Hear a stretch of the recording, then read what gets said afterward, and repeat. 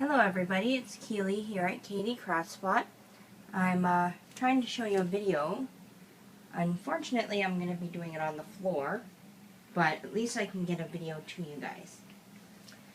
Okay, with the flood and the water raining from above, all of my product has been damaged, as you can tell.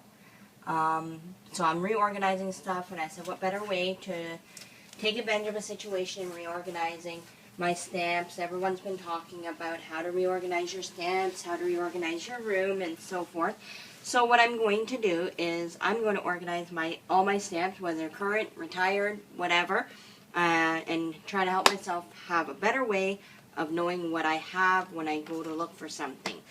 So I have here Wonderful Words, which is a retired set, but I love this set. I've held on to it, and instead of looking through everywhere, I can't have it standing up looking at it to figure out what it is.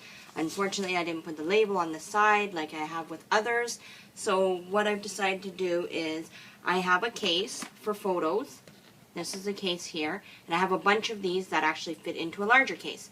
So I am planning to label each one of these down the side, because they do sit in like this or like this, something like that, and label down the side whether it be Christmas stamp sets or sentiments and whatever it is. And then I will have all like items in the same case. So if I'm looking for a particular sentiment, I can pick up the sentiment, go through it, and find the set I'm looking for.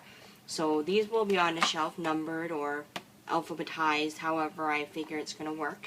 And then I will have a sheet of paper like this inside. I've just used cheap printer paper and retired ink. So with this one, I have the stamps on there. I will put how many's in the set, so I know this is all that belongs in the set, or if there's multiple sheets.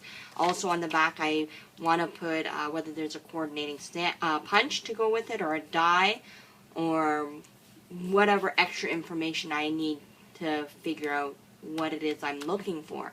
So if I have the stamp set and possibly it has 4 or 5 punches that coordinate with it or dies, I will write all of them on the back and also check off the ones I actually own.